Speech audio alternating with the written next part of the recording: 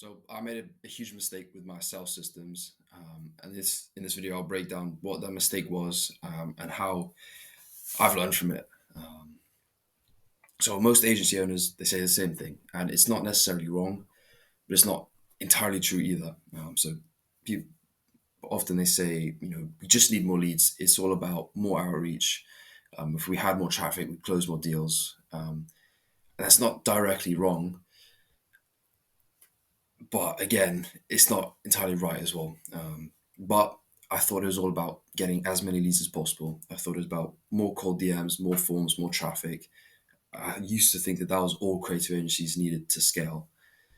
But I soon noticed that there was a big problem with this method, and it's that more leads don't always lead to more sales, but it can actually cause more confusion a lot of the time. You can clog your pipeline with unqualified leads. Your team wastes time chasing people who were never serious, and you attend sales calls with the leads who will never buy from you. So, turns out the problem is not just about lead quantity, but also lead quality. And creative agencies need to realize that every lead needs to be filtered out, or at least the leads who are serious about purchasing your service or product, they need to be filtered out. And therefore, I changed my approach. Instead of focusing on chasing more leads, I built a system that qualifies each lead first. So this uses custom logic and make to qualify leads based off of the response they give to certain forms. Means sales calls are only had with qualified leads, and it means that leads who are disqualified, so who've been rejected, are deleted from the CRM, and meetings with them are cancelled. So if you go into make.com here, this looks quite complicated. This is just a scenario I've built to capture leads from those booking in a form.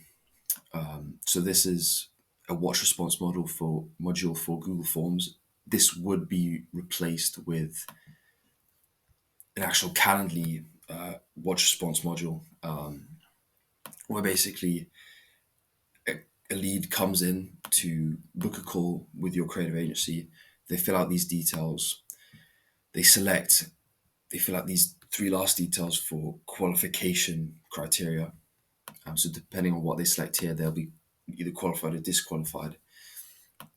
And then what the scenario does is it adds or updates leads in various Google Sheets.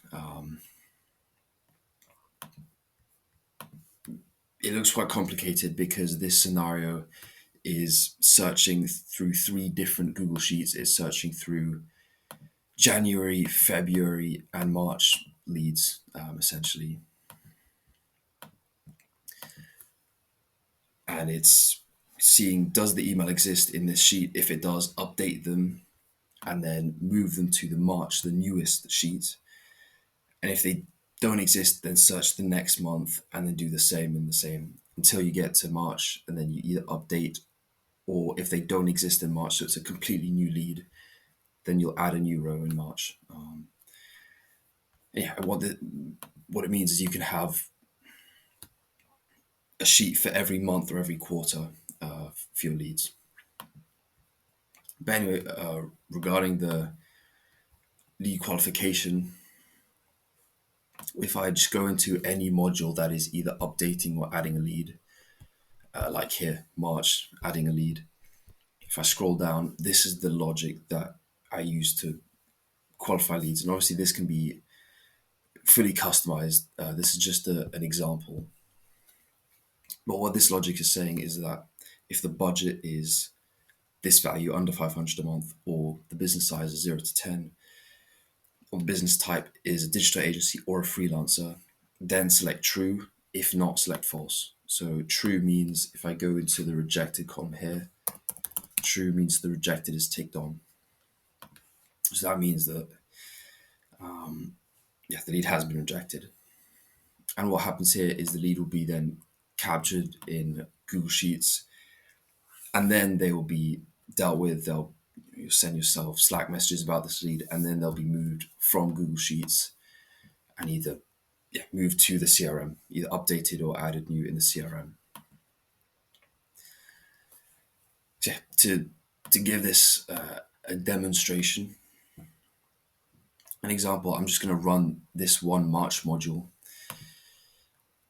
to test it out. So if I select run this module only, and then I fill out these values for just a random business I've made up. So I say, message is, I'm a lead, I'm inquiring for your branding services. Let's say the company name, I'm DTB Media. Email address, dtbmedia1@gmail.com. Just making stuff up. This is the phone number plus whatever. Website link, www.dtbmedia.com. Budget, and let's say this is a lead who is going to be disqualified, so they're going to be rejected. So let's say their budget is under $500 a month. If we say their business size is 0 to 10, or 10 to 100, let's say, and let's say that their business type is, let's say that they're a digital agency. So although from this qualification question they'd be accepted, they're a digital agency and their budget is under $500 a month. So if we run this module, they should be rejected in this March sheet here. So if you look at row 5, right now there's nothing. If I run this module and I go back here, the new leaders appeared and you can see the tick box is on because the leader's been rejected. The next step for this, to take this to another level, is to have custom formulas built inside of Google Sheets to score and then set a priority for each of these leads. So if I bring this formula down, see they've been assigned a score and a priority. Obviously, this type of logic needs to be refined because priority is being set high for a lead that's been rejected. So logic like this needs to be adjusted, but you get the idea. So yeah, to conclude, focusing on increasing lead volume is not enough.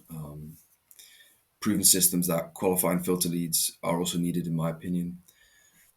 Now, my goal is to be the go-to service for creative agencies looking to streamline their sales pipeline with innovative new strategies. I put out weekly videos on topics like artificial intelligence, the agency sales funnel, AI automation, and lead management.